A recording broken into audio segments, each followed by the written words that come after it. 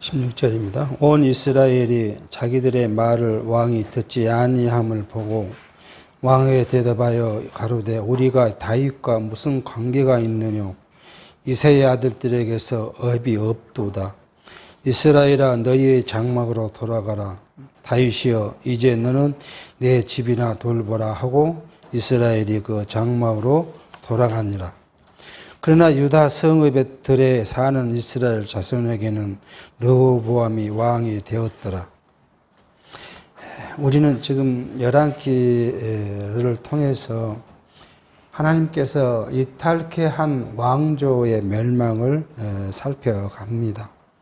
그 중에서 이제 먼저 우리가 살폈던 것은 왕조의 이탈 과정에서 솔로몬의 나라가 수립이 되고 결국 하나님은 솔로몬에게 약속하신 그 약속, 두 가지 약속이죠. 지혜를 주실 것과 부귀 영화를 주실 것에 대해서 그 언약대로 성취해 주고 솔로몬은 그 부귀와 영화를 느끼면서 그 종말을 고했던 것까지 우리가 살폈습니다.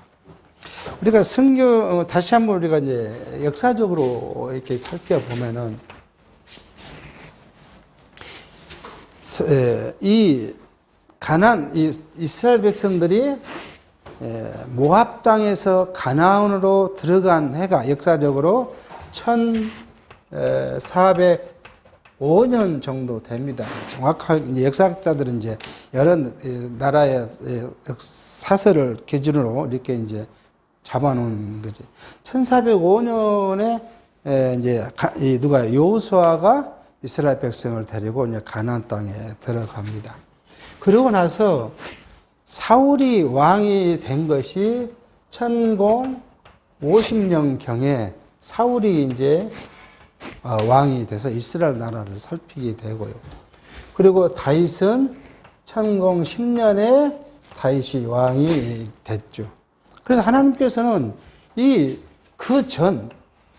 누구예요? 아브라함에게 언약하셨던 그 언약, 이게 이제 이 때로 보면은 한 500년 가까운 전이죠. 그러니까 1900년경에 하나님이 아브라함에게 약속하신 약속이 지금 거의 1000년이 지난 다음에 그것이 성취되어 가는 모습을 우리가 볼 수가 있어요. 지난 베드로 후서에서도 봤지만 하나님의 시간과 사람의 시간이 이렇게 다른 건 뭐냐면 하나님은 자기 계획 하나가 성취되는데 역사적으로 보면 1000년이 걸리기도 하고요. 어떨 때는요, 즉각 그것이 성취될 경우도 있기도 하지요. 그래서 하나님의 시간과 사람의 시간이 다르다는 것을 하나님은 참고 견디시는데 그 자기가 택한 백성들이 다 돌아오기를 기다리시는데 1000년이 하루같이 아주 긴 시간이지만 짧게 느끼면서 기다리시는 거고 또 그 백성들을 기다리는 그것은 하루가 1000년처럼 긴 시간 동안에 그 백성들을 기다린다고 이렇게 말씀을 하셨어요. 그 다윗이 이제 왕이 한 다음에 그 다음에 솔로몬이 왕이 된 것은 960년경에 왕이 됩니다. 그래서 솔로몬이 왕이 된 후고 솔로몬도 이게 한 시대를 이제 지난 다음에 솔로몬 죽고 르호보암이 되는 해가 언제냐 그러면은 이제 931년이 됩니다. 931년. 그래서 이 르호보암이 왕위에 오른 다음에 이게 어떻게 돼요? 다윗의 왕국이 이제 분열됩니다. 그것이 이제 931년에 남유다와 북이스라엘로 분열된 사건, 여기까지 우리가 살폈던 내용입니다.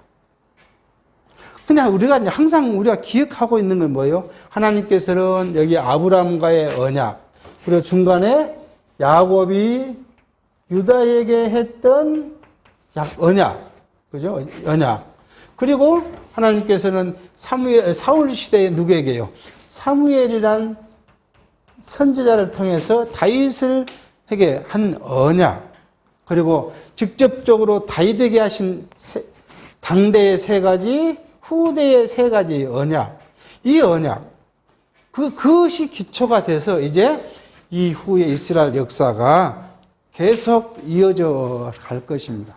우리가 역사서를 공부한 것은 이때 하나님께서는 하신 언약이 어떻게 역사 과정에서 성취되고 있는가. 결국 역사 과정에서 하나님의 언약이 성취된 모습을 보고 우리는 하나님을 어떻게 봐요? 신뢰할 만한 그런 분으로 이제 우리가 여기고 그를 경외하고 믿게 하기 위한 것이라는 것을 우리가 성경을 통해 살펴가게 합니다. 좀 더 우리가 나가면 결국은 931년에 했던 이스라엘은 북이스라엘은 722년에 아스리에 망하고요. 유다는 바빌론에 586년에 이제 망하게 됩니다. 그런데 이게 망했으면 이걸로 끝나야 되는데 하나님은 어떻게 해요? 계속 이 유다 왕국을 어디까지요? 실려고 오세까지 보호하셔요. 그 보호한 것이 뭐예요? 잠시 바벨론에 갔다가 도로 회복해 하고, 그리고 여기 와서는 뭐예요? 헬라 시대라든지 로마 시대를 통해서 나라는 정속돼 가죠. 완전히 멸망되지는 않죠. 그러다가 이제 로마에 패하고 나서 이제 망하고 로마 시대에 그리스도께서 이제 오셨던 것들을 우리가 역사적으로 이제 살펴보게 합니다. 오늘 지금 살펴가고 있는 건 뭐냐면 이 과정에서 르호보암의 악정이죠. 이 르호보암이 정치를 아주 나쁘게 했던 결과가 뭐예요? 이스라엘의 분열을 이제 만들게 합니다. 근데 이 르호보암은 이미 우리가 누구에게요? 솔로몬에게 아히야 선지자를 통해서 나라를 나눌 것을 약속했죠. 근데 너한테 한 것이 너의 아버지 다윗을 생각해서 너 대에는 나를 나눈 것이 아니라 너 아들 때에 나누겠다 하는 그 약속대로 솔로몬은 죽을 때까지 이제 평강하게 살다가 죽고 그 아들 르호보암이 이제 왕이 돼서 세겜에 가서 세겜 북이스라엘 사람들과의 이야기, 그리고 북이스라엘 사람들이 원하는 것은 뭐예요? 많은 세금과 보역을 면해달라고 했던 것에 대해서 이제 르호보암은 자기 젊은 세대의 대신들의 말을 듣고 그것을 해줄 수 없다고 지금 이야기했던 것을 볼 수 있죠. 그게 이제 그렇게 이야기했더니 이스라엘이 온 이스라엘, 여기 이제 북쪽 이스라엘을 지칭한 말이죠. 온 이스라엘 사람들이 우리가 너 다윗의 지방과 그다음에 이새의 지방과 무슨 상관이 있냐? 그러니까 유다 지파와 우리가 무슨 상관이 있냐? 그러니 너는 르호보암에게 하는 이야기, 너는 돌아가서 너희 지파, 유다 지파나 그냥 다스리라 하고 자기들끼리 하는 이야기는 뭐냐면 이제 우리가 르호보암과 할 일이 없으니 각기 자기 처소로 돌아가자, 장막으로 돌아가자고 이야기를 합니다. 그러나 하나님께서 솔로몬에게 약속했던 것처럼 유다 성읍, 유다의 지경에 있는 성읍에 사는 자들, 그죠? 그 백성들은 누구를요? 르호보암을 왕으로 세웠다. 그렇게 이야기합니다. 그러니까 지금 이것은 솔로몬과 르호보암은 짧은 시간인데 이 짧은 시간에 하나님께서 그 짧은 약속을 그대로 이루어 주시고 계신 것을 보게 합니다. 자, 아히야에게 어떤 약속을 했어요? 아히야의 옷을 찢어서 10조각을 이제 르호보암에게 주면서 하나님이 너를 한 나라의 왕으로 세우실 것을 약속했지요. 그 대로 지금 됐는데 우리가 그럼 어떤 곳이 북쪽 이스라엘을 따라갔고 어디가 남유다 르호보암을 따랐을까 하는 것이죠. 그것을 보면 지난주 시간에도 말씀을 드렸지만 이스라엘이 이제 레위 지파를 제외한 12지파가 되는 거죠. 요셉의 아들들에게 두목을 줬기 때문에 에브라임과 그 므낫세 지파가 하나씩 서서 12지파가 됐는데 일단 예루살렘 성을 중심으로 해서 이게 이제 보게 되면은 이 예루살렘 여기가 있는데 예루살렘의 경계지기예요. 유다, 여기는 유다고, 예루살렘의 경계가 베냐민 지파입니다. 유다 성읍에 있는 백성들은 르호보암을 따랐다고 이야기를 했기 때문에 여기 중간에 있는 시므온 지파와 유다 지파는 같이 유다 지파 안에 흩어져 살았으니까 이 지파는 당연히 르호보암을 이제 왕으로 세우실 것이고, 그 두 지파죠. 나머지 10지파입니다. 북쪽으로 있는 10지파가 누구를 따랐어요? 여로보암을 따랐는데, 그 중에 성경이 이제 곧 뒤에 나오는 이야기입니다만은 이 예루살렘에 거하거나 예루살렘 근방에 거했던 베냐민 지파도 어디예요? 자기들의 이익을 따라서 르호보암을 이제 따르게 됩니다. 그런데 성경은 어디예요? 바로 이제 그 앞에 가면 여기에 베델이 있고요. 베델이 여기에 길갈이 있지요. 이 베냐민 지파의 땅에 속해 있는 베델과 길갈이 누구에게 따라가냐면 여로보암을 따라가요. 그러니까 베냐민 지파도 전체적으로 봐서는 여로보암을 따라간 것이고, 예루살렘의 근처에 살던 또는 예루살렘 안에 살았던 베냐민 지파는 르호보암을 따랐던 걸 볼 수가 있겠습니다. 그래서 주석학자들은 그렇게 이야기를 해요. 베냐민 지파의 반이 누구예요? 르호보암을 따랐다. 그래서 한 지파 반이 왔다. 그렇게 이야기를 해요. 그렇지만 성경은 어디서 그렇게 말을 하지 않았고, 결국 그 포괄적으로 유다 지파 성읍 안에 거하는 자들이라고 포괄적으로 이야기하고 있는 걸 이제 우리가 볼 수가 있겠습니다. 18절, 르호보암 왕이 역군의 감독 아도니람을 보냈더니 온 이스라엘의 죄를 돌로 쳐 죽인지라. 르호보암 왕이 급히 수레에 올라 예루살렘으로 도망하였더라. 이 역군의 감독은 강제 노역을 시키는 감독을 이야기합니다. 그러니까 그 국민들을 부역을 시켜놓고 그 감독관은 감독관을 이야기를 해요. 그러니까 아도니람이라는 그 감독관을 북쪽 이스라엘 근처에도 지금 원래 아버지가 했던 여러 가지 역사가 있었기 때문에 보내가지고 감독하도록 했더니 북쪽 이스라엘 그 지역에 있던 사람들이 아도니를 받아들이지 않고 돌로 쳐 죽였다. 오늘 본문 말씀은 그렇게 이야기를 합니다. 그걸 본 이 르호보암이 깜짝 놀란 거죠. 그래서 자기의 생명의 위협을 느끼니까 바로 어디로요? 예루살렘으로 도망했다. 그렇게 지금 성경은 이야기합니다. 19절, 이에 이스라엘이 다윗의 집을 배반하여 오늘날까지 이르렀더라. 지금 그때 이스라엘이 이 다윗의 집을 배반한 일이 성경 이 시대의 기록 시대에도 계속해서 북쪽은 누구래요? 르호보암을 배신해서 따로 한 국가를 이루어갔다고 이야기를 합니다. 그러니까 열왕기서를 기록한 이 기록의 연대에 대해서 상당히 많은 그 논란이 있기는 합니다. 어떤 사람들은 바벨론의 포로로 돌아와서 했다. 그렇게 이야기를 하는 분들이 있는가 하면, 어떤 학자들은 지금요, 북이스라엘이 멸망하기 전이라고 기록한 사람이 있기도 합니다. 근데 오늘 본문 말씀을 생각해 보면 오늘날까지라고 이야기를 하고 있으면 뭐예요? 이 나라가 아직 망하기 전이잖아요. 그러니까 지금 그 바벨론에서 돌아온 후에 기록했다는 것보다는 아직 북이스라엘이 멸망하기 전에 기록했다는 것이 더 타당한 이야기가 아닌가 생각하게 합니다. 20절, 온 이스라엘이 여로보암이 돌아왔다 함을 듣고 보내어 저를 공회로 청하였다가 온 이스라엘의 왕을 삼으니 유다 지파 외에는 다윗의 집을 쫓는 자가 없으니라. 그렇게 이야기합니다.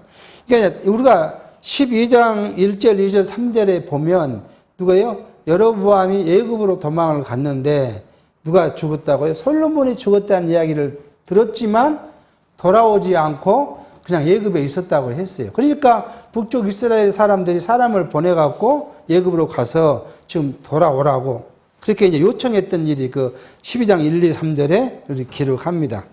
그러니까 이제 그렇게 요청을 해놓고 이제 있었기 때문에 이 여로보암이 돌아왔다는 말을 듣고 북쪽 이스라엘 사람들이 자기 자체적으로 한 그 회, 그 공회라 그러죠. 자체적으로 만든 공회에 여로보암을 이제 초빙을 했다. 지금 그렇게 이야기를 하는데 그 상황이 뭐예요? 이제 유다 지파 외에는 다윗의 집을 쫓지 않았다. 북쪽 이스라엘은 다 다윗을 쫓지 않고 별도의 지금 통치를 계획하고 있는 것을 지금 볼 수가 있습니다.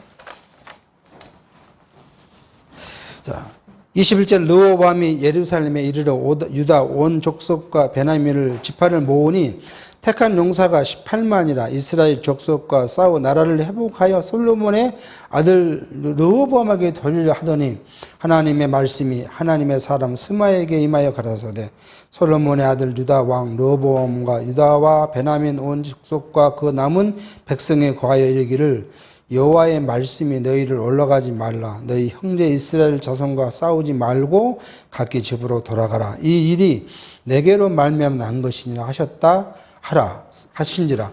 저희가 여호와의 말씀을 듣고 그 말씀을 쫓아 돌아갔더라. 이제 여로보암이 예루살렘에 돌아오니까 그 유다 이 백성들이 뭐예요? 이제 다시 군대를 일으켜서 북쪽과 싸우고 북쪽의 사람들을 그 반기를 든 사람들을 진멸하고 그 북쪽 땅을 솔로몬의 이 유다의 땅으로 복속시키려고 군대를 모았는데 유다와 베냐민 일부 지파가 해서 모인 용사가 18만 명이 지금 모였다. 그렇게 지금 성경은 이야기합니다. 인간의 방법이죠. 하나님께서 나누신 일인데 인간의 방법을 동원해서 자기들의 유익을 얻고자 했는데 그때 하나님께서는 선지자 스마야에게 임하셔서 이 일이 누구에게요? 하나님으로부터 생긴 거니까 너희들은 형제 싸우지 말고 다시 돌아가라. 군대를 다 이제 해산하라는 것이죠.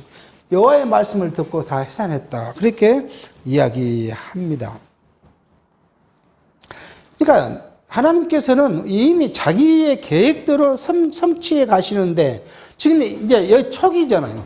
이 초기에 여기는 전쟁할 능력이 없어요. 북쪽 이스라엘이 아직 뭐 왕이 세워져 있는 것도 아니고 군대를 뭐 만들었던 거 아니죠. 이미 솔로몬 시대에 남유다는 뭐예요? 왕권이 강화되어 있고 곳곳에 군대를 다 주둔시켰고 군대가 먹을 식량들을 무기들을 비치했다고 이야기했어요. 그 앞 시간 때 우리가 그랬잖아요. 그 애굽에서 가져온 말이 얼마고 마병이 얼마고 그런 것들을 우리가 생각해 보면 남유다는 충분히 북쪽과 인구는 작지만 싸워 이길 수 있어요. 근데 하나님께서는 이 북이스라엘을 약속해 놓고 이게 나라가 세워지기 전에 전쟁이 나면 어떻게 해요? 그 나라가 망하는 것이죠. 하나님은 이 북이스라엘을 통해서 남유다를 교육하고 남유다의 보전이 누구를 통해서요? 하나님이 하셨다는 것을 교육하려고 하나님의 이 섭리를 진행해 가시는데 그냥 인간의 방법대로 이 나라가 멸망한다면 결국 하나님의 계획은 인간의 관점에서 보면 무산될 수밖에 없는 상황이죠. 그러니까 하나님께서 그 북이스라엘을 보호하시는데 남유다로부터 전쟁을 못하게 막으신 것을 볼 수 있어요. 그리고 그 말을 들은 남유다 사람들이 어떻게 해요? 그냥 흩어졌어요. 아니 다 군대를 모아놓고 했으니까 조금이라도 가서 전쟁을 할 수도 사람의 관점이 있으면 고집을 피울 수도 있잖아요. 이번 그냥 사람의 전략을 보면 아직 전열이 가다듬어져 있지 않는 나라를 지금 바로 가서 침공해서 뺏자고 하는 사람도 있었을 거 아니에요. 뭐 그 군대가 다 똑같지는 않았을 거예요. 그렇지만 전체적인 의견은 하나님이 하셨다고 하니 누구도 거기에 이의를 달지 못하고 다 자기 처소로 돌아갔다고 이야기를 합니다. 우리는 여기의 말씀이 이스라엘 역사만 하나님이 하신 것이 아니라 오늘 우리의 삶도 하나님이 주관하신다는 것을 이 말씀을 통해서 확인하고 확정할 필요가 있는 거예요. 구약을 우리에게 주신 이유도 이런 교육을 하게 한 하나님의 말씀이 오늘 우리로 하여금 모든 일을 하나님이 하셨다 하는 것을 이야기합니다. 그러니까 복음서에 하나님이 하셨기 때문에 뭐예요? 우리에게는 형통한 것과 공고한 일이 다 이루어지지만 이 일들이 뭐예요? 하나님이 하셔서 하나님의 뜻을 세워가시기 때문에 그것이 뭐예요? 선하다는 거예요. 아니, 우리에게 형통치 못한 일이 우리에게 무슨 인간의 관점이 선해요? 선할 수 없어요. 형통치 못한 일이 우리가 기뻐할 수 없어요, 그게. 인간의 관점에서는 그래요. 그렇지만은 그 모든 것이 이루어진 이유는 뭐냐면 하나님의 뜻을 이루어가는 과정이란 것 때문에 성경은 협력해서 그러한 일들이 협력해서 선을 이루어 가신다고 우리에게 복음서에는 이야기하고 있습니다. 그러니까 우리에게 닥치는 우리 삶 속에 닥치는 모든 일들 이게 크게든 작게든 우리에게는 형통도 있고 공고도 있어요. 그 두 가지가 늘 우리 안에는 같이 되어 있어요. 같이 살아가는데 그걸 통해서 우리가 누구를요? 하나님을 알고 하나님을 바라보게 하면 우리에게는 선한 것이 되겠지만 하나님을 잊어버리고 내 힘들고 고통스럽고 그런 것만 기억나고 원망하는 마음이 크면 우리에게는 선이 이루어지지를 않습니다. 그래서 하나님은 우리에게 모든 것이 당신이 하셨다 하는 것을 알게 하신 이유가 또 그러게 하기 위해서 우리를 육체 안에 가두어 주신 이유가 거기 있음을 이 구약을 살펴가면서 살펴볼 일이라는 것을 볼 수가 있습니다. 하나님께서는 피의 보복 이것을 막아주시고 그걸 통해서 이제 하나님을 알게 하십니다.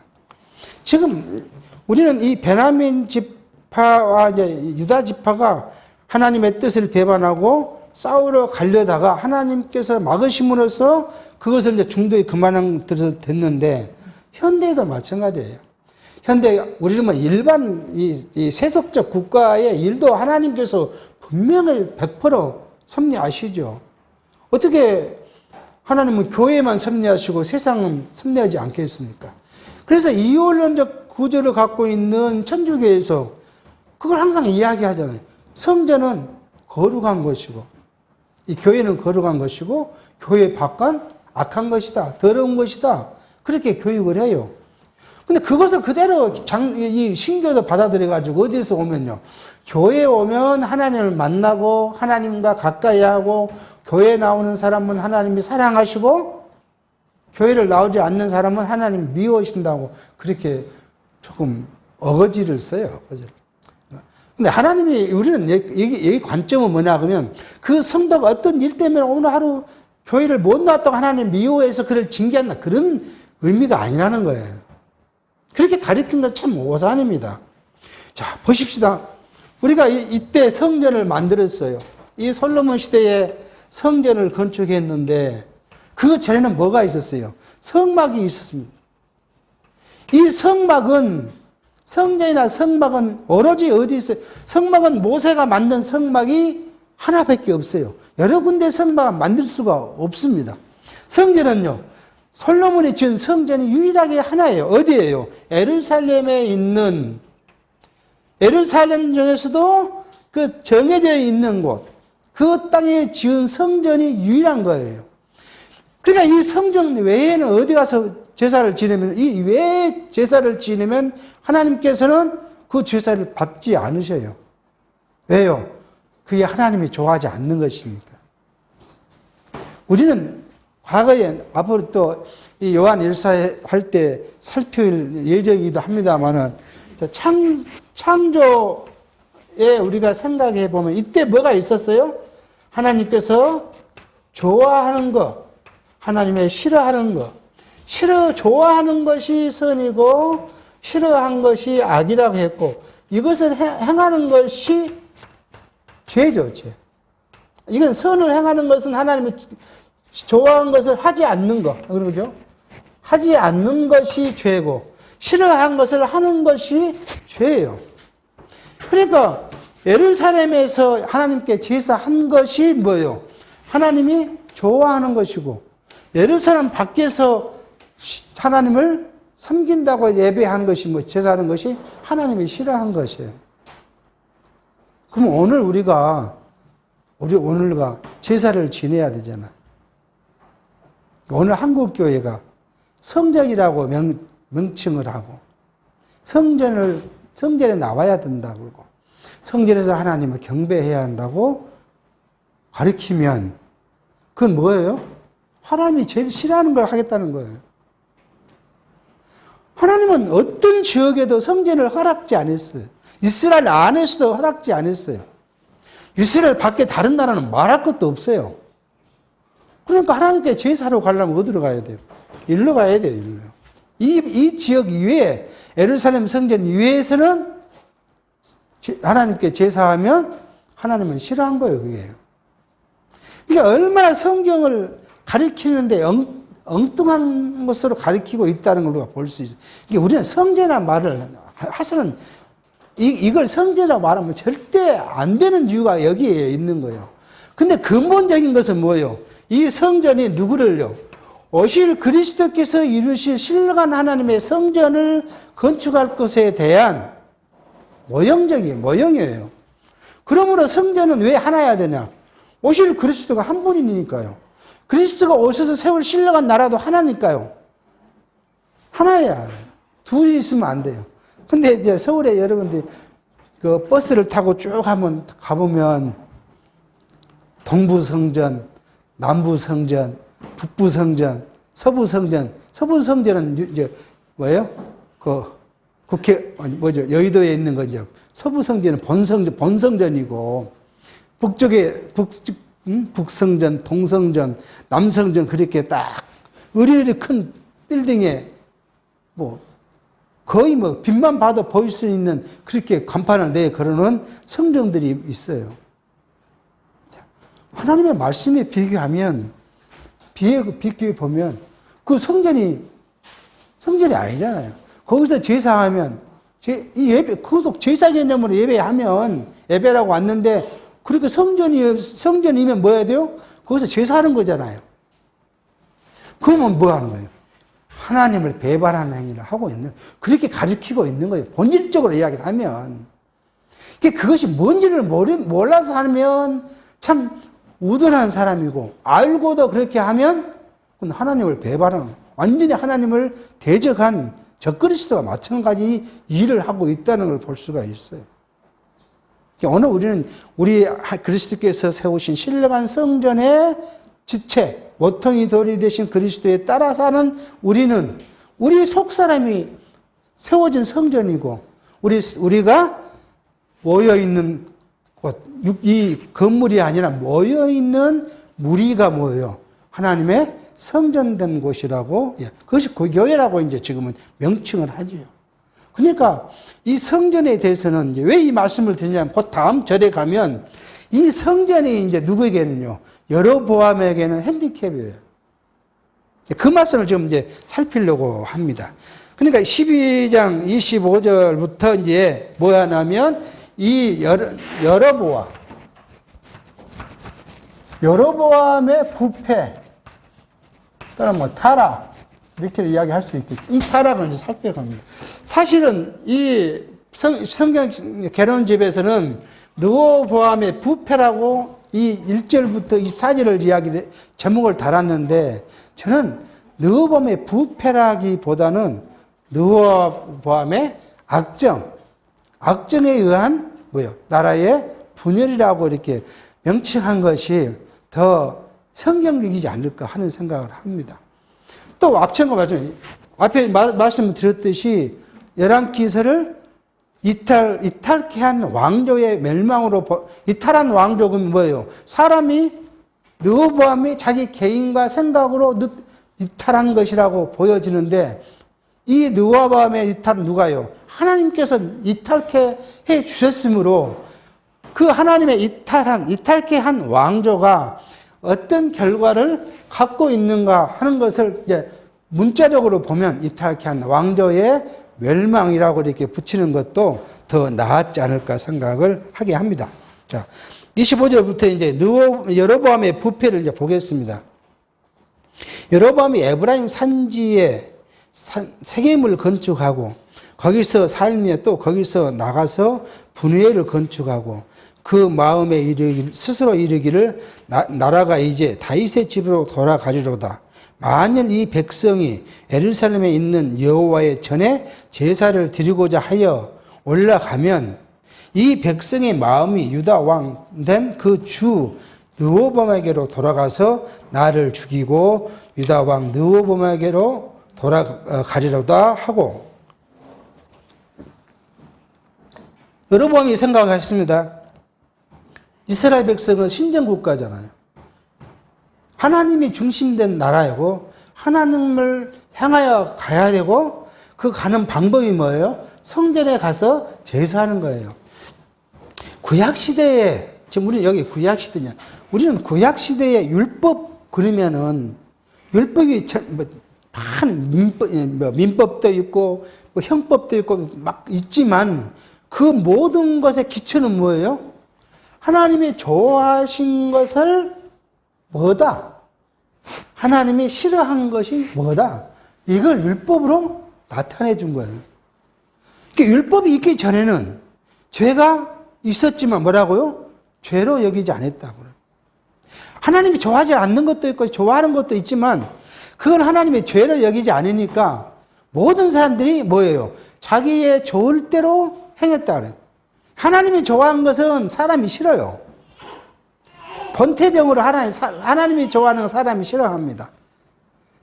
자, 우리가 신앙적으로 봐요. 신앙적으로. 솔직히 신앙적으로 보면 하나님이 좋아하는 건 뭐예요?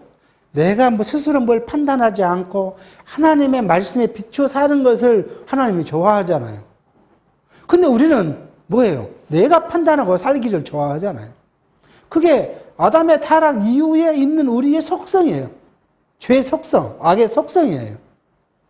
그러니까 율법이 있기 전에 자기들은 마음대로 행하고 살았어요. 그러니까 하나님은 너희 이스라엘 백성 앞으로 나가서 자기가 자기 백성으로 삼을 이스라엘 백성에게는 좋아하는 것이 이런 거다. 싫어하는 것은 이런 걸 하는 거다. 이것은 하고 이건 하지 마라 하고 정해놓은 것이 바로 율법이에요.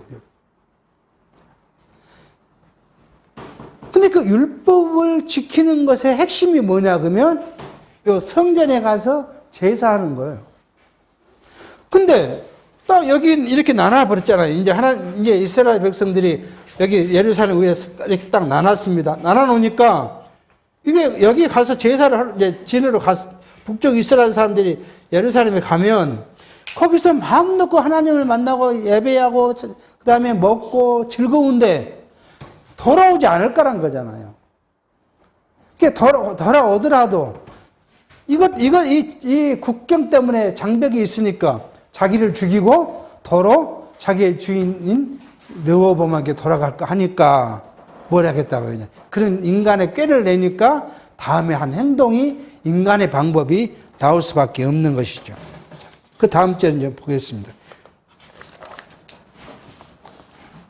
이에 계획하고 두 금송아지를 만들고 무리에게 말하기를 너희가 다시는 예루살렘에 올라갈 것이 없도다. 이스라엘아, 이는 너희를 애굽 땅에서 인도하여 올린 너희 신이라 하고 하나는 베델에 두고 하나는 단에 둔지라. 이 일이 죄가 되었으니 이는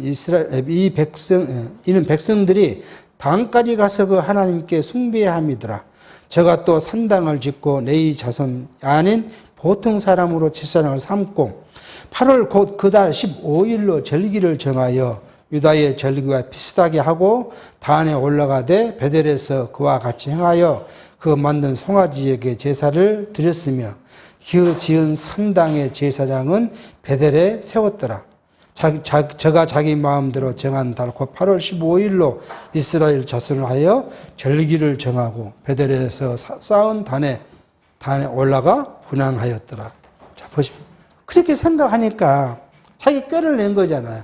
꾀를 내서 여기 베델과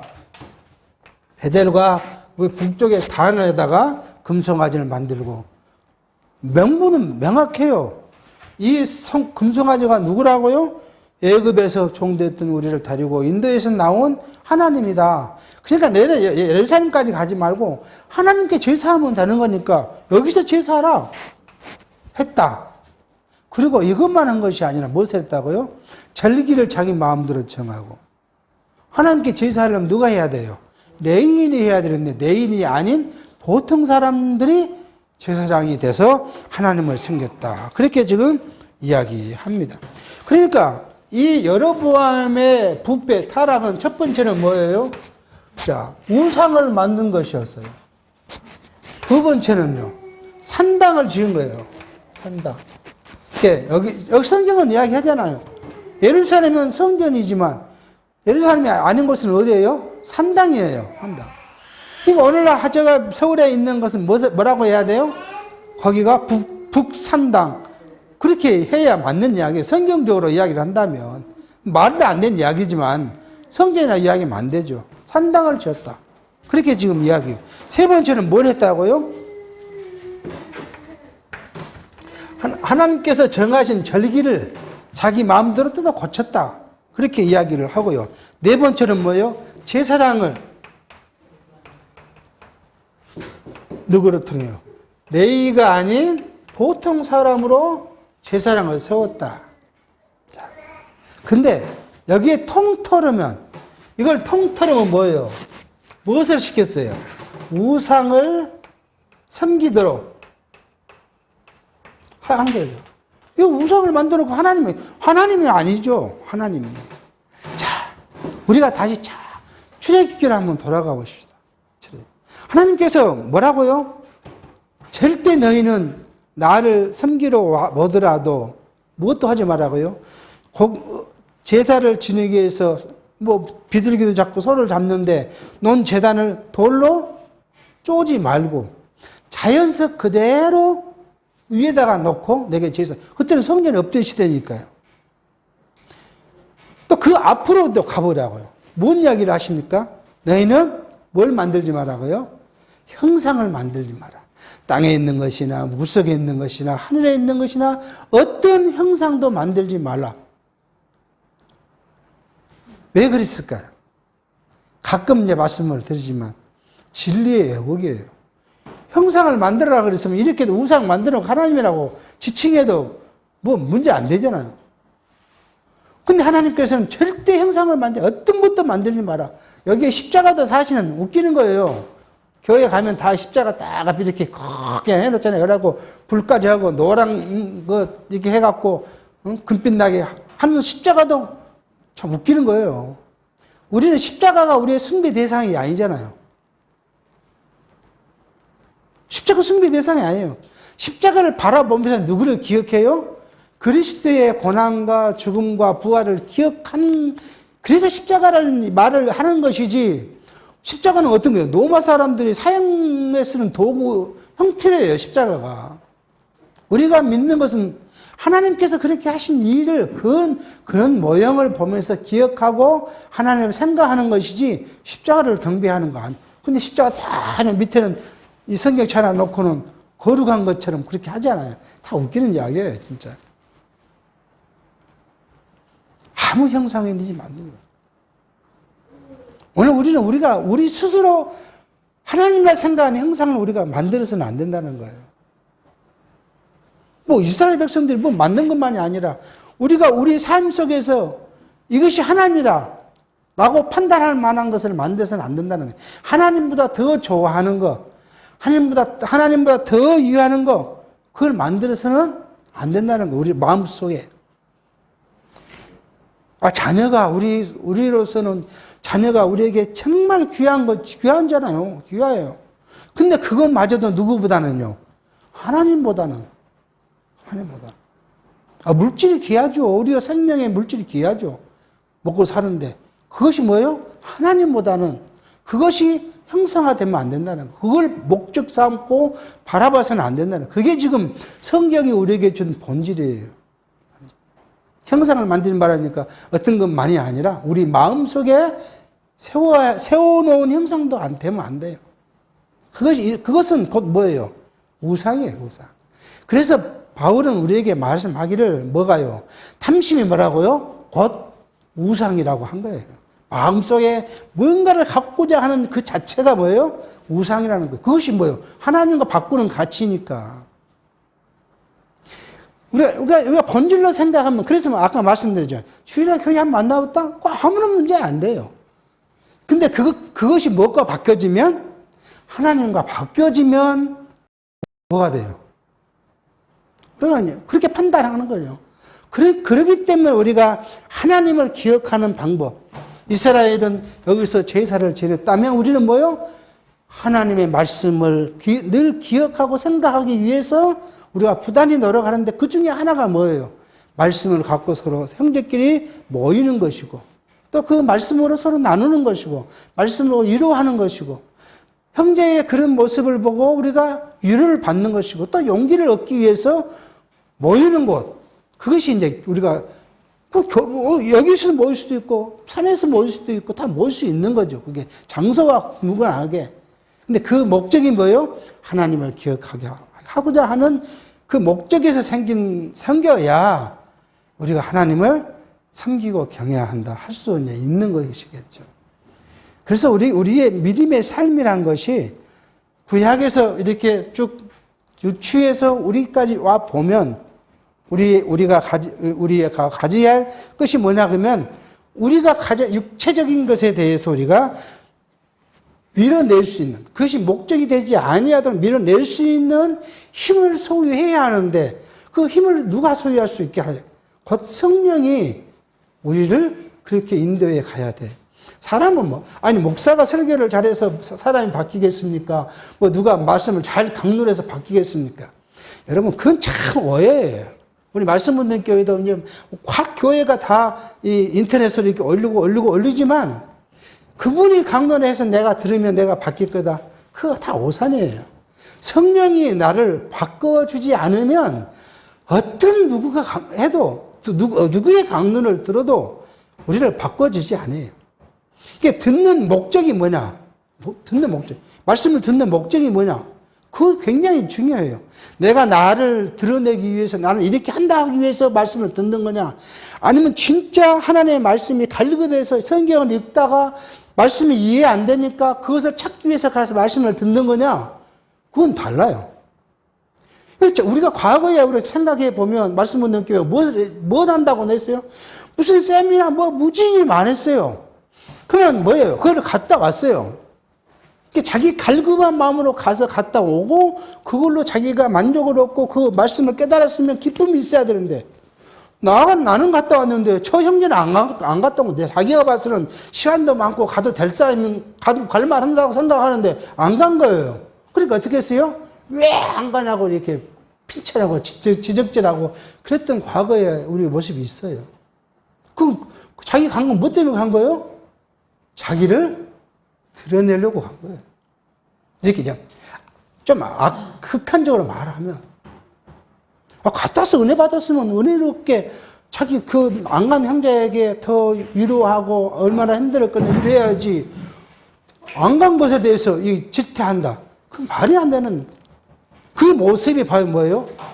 하나님이 가장 싫어하는 것, 자기가 판단하는 것. 이제 그때 당시는 이야기하겠지만 하나님이 제일 싫어하는 것 뭐예요?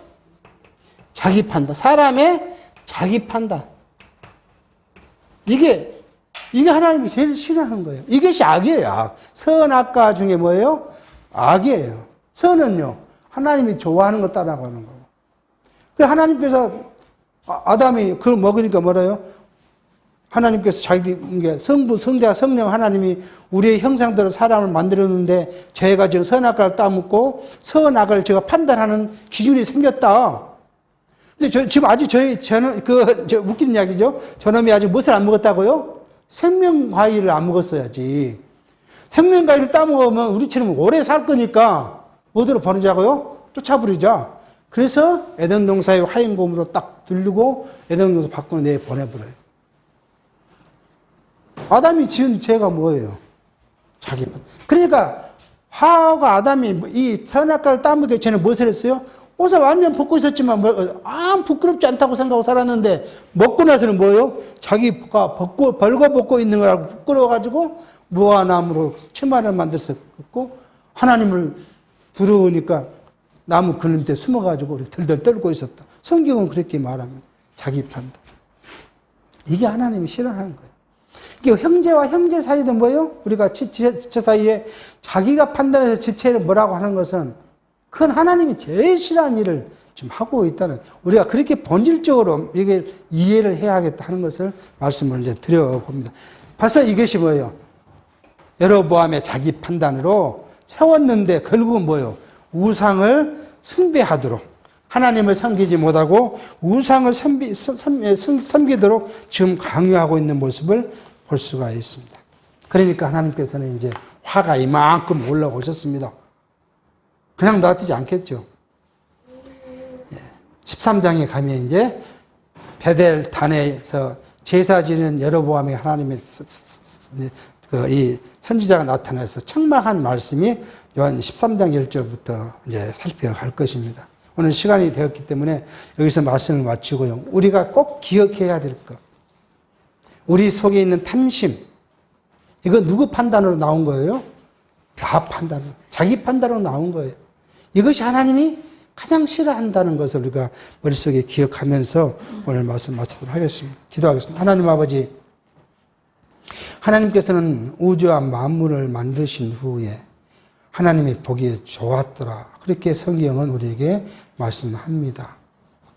아담과 하와가 살아가기 전에는 하나님이 좋아하는 것이었고 하나님이 싫어하는 것이 싫어하는 것이었기 때문에 하나님의 뜻에 맞춰서 행복하고 아름답게 삶을 살았지만은 하나님이 명령하신 선하게 알게 한 나무의 과실을 먹지 말라는 하나님의 명령을 범하고 그들이 그것을 먹음으로써 자기가 선하게 판단의 기준을 삼고 그걸 통하여 하나님이 되고자 했던 아담을 책망한 하나님의 말씀을 기억하면서 여로보암이 하나님께서 10지파를 통해 나라를 세웠지만 하나님의 뜻을 저버리고 자기 좋을 대로 우상을 만들며 백성들에게 우상을 숭배할 것을 강조한 말, 그걸 통하여 여로보암이 하나님의 큰 저주를 받을 것에 대한 것도 저희가 기억하면서 우리의 육체의 삶이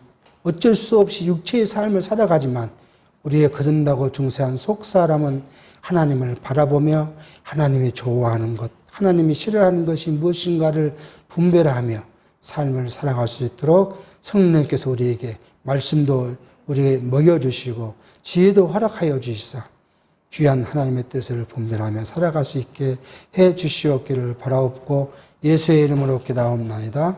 아멘.